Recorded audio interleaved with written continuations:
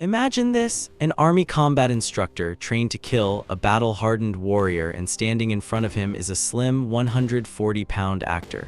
The instructor is laughing, saying, "In real combat, your fancy moves won't work." Then what happened? Just 7 seconds, in only 7 seconds, that instructor's world changed forever. Today, I'm taking you into the story of that day when Bruce Lee proved he wasn't just an actor, but a living weapon. Stay till the end, because what happened at the last moment will blow your mind. Hong Kong, early 1970s. It's hot on the movie set, the humidity so thick it's hard to breathe. Studio lights are blazing, the crew is doing their work, and standing in the middle is Bruce Lee, the man who had become an icon around the world. But that day, the cameras were off. An army combat instructor had come to the set. Bulky body, tough as granite, a real war veteran. He was just there for a visit, but he made a mistake, a very big mistake.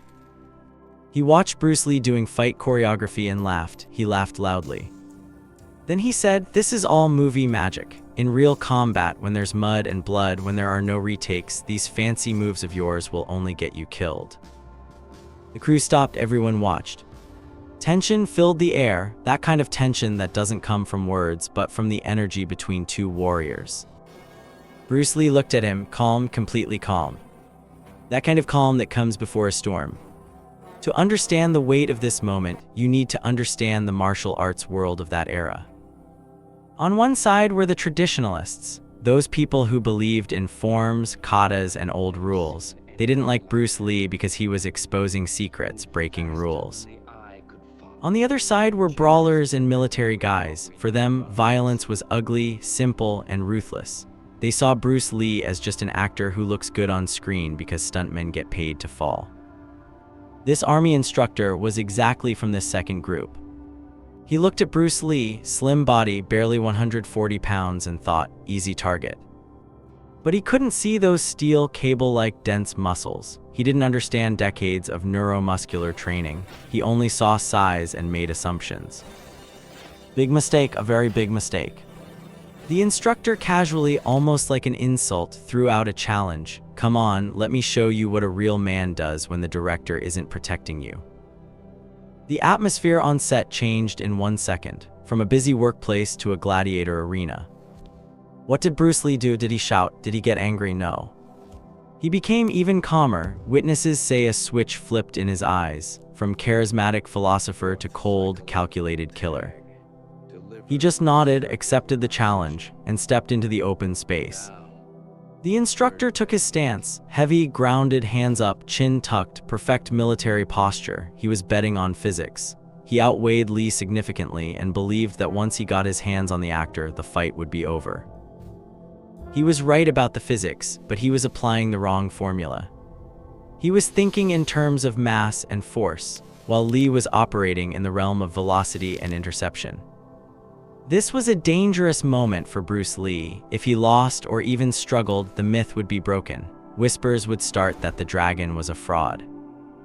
But Lee had already fought on Hong Kong rooftops against triad members. He had exchanged blows in Oakland's gritty gyms against challengers who wanted to run him out of town.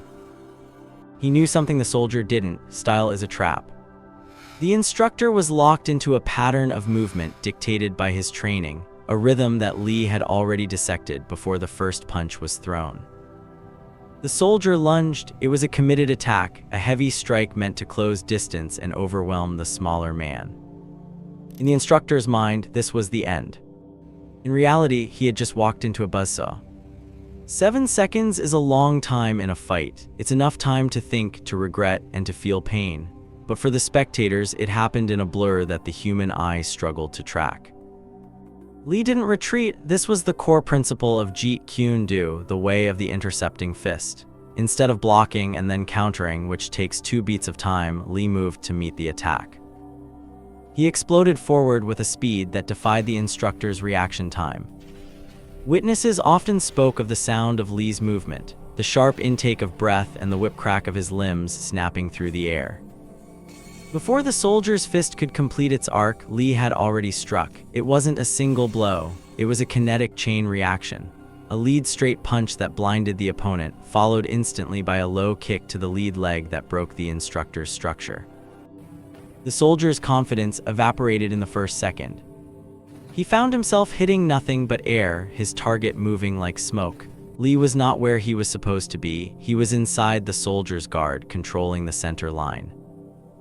The strikes that landed were surgical. Lee didn't just hit hard, he hit with penetrating power, a mechanic where the force is driven through the target rather than snapping back on impact. The instructor who had mocked the movie combat found himself being dismantled by a man who moved faster than thought. Lee swept the soldier's leg, a move that sent the heavier man crashing into the dirt. But it wasn't the fall that ended it, it was the realization of total helplessness.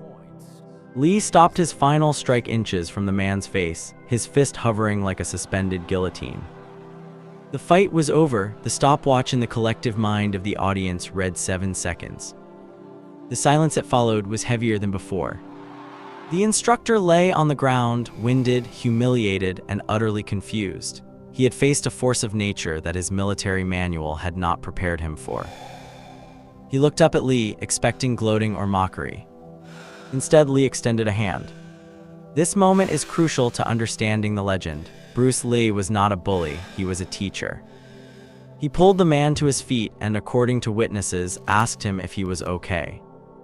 The arrogance was gone from the soldier's eyes, replaced by profound respect and fear. He had learned the hard way that the movies were just a job, but the man behind them was a lethal weapon. He admitted right there in front of the crew that he had never seen anything like that in his life. He had been defeated not by a script, but by a level of human performance he didn't know existed. This incident rippled through the martial arts community. It wasn't just a street fight, it was a philosophical victory. It proved that size and traditional toughness were secondary to speed, precision, and adaptability. Lee had demonstrated that a fight isn't about trading blows, it's about ending the conflict as efficiently as possible. The army instructor had brought a checker player's mindset to a chess match against a grandmaster. Lee's victory lay in his ability to be water, formless and shapeless. When the soldier was rigid, Lee was fluid. When the soldier committed to a rigid attack, Lee flowed around it and filled the gaps. This was the physical manifestation of the philosophy Lee had been writing about in his private journals. The idea that truth in combat is not about accumulation of techniques, but the elimination of the unnecessary. The 7-second encounter served as a harsh reality check for the critics. It highlighted the difference between fighting and martial arts. The instructor was a fighter, tough, durable, and aggressive. Lee was a martial artist, scientific, precise, and spiritual. The regret the instructor felt was likely not just about losing, but about the shattering of his worldview. He had to accept that a small actor in tight pants was deadlier than his entire platoon. It validated the obsession Lee had with physical conditioning. Lee didn't just practice forms, he ran miles every morning. He experimented with electric muscle stimulation. He read books on biomechanics and physics. He turned his body into a machine specifically designed for this kind of encounter. In the years since that day, the story has been told and retold, sometimes embellished, but the core truth remains grounded in the accounts of those who knew Lee. Men like Bob Wall, Dan Inosanto, and even Chuck Norris have attested to the terrifying speed Lee possessed. This specific duel with the army instructor stands out because it represents the clash of two worlds, the gritty realism of the soldier and the enlightened evolution of the artist. It shattered the illusion that movie stars are soft. It proved that for Bruce Lee, the screen was just a canvas, but the paint was real blood and sweat. The legacy of those 7 seconds is still felt today in the octagon of the UFC and the training halls of elite special forces. Bruce Lee showed the world that the best fighter isn't the biggest or the strongest, but the one who can adapt the fastest. The army instructor walked onto that set with a closed mind and a heavy hand. He walked off with a bruised ego and a lesson that would last a lifetime. He learned that you never judge a book by its cover, and you certainly never tell the dragon that he is just an actor. Because when the director yells cut, the real fight begins, and in that world, Bruce Lee had no equal. If this story gave you goosebumps, hit that like button, subscribe for more incredible stories like this. And tell me in the comments, what do you think made Bruce Lee truly unstoppable? Was it his speed, his philosophy, or something else? I'll see you in the next one.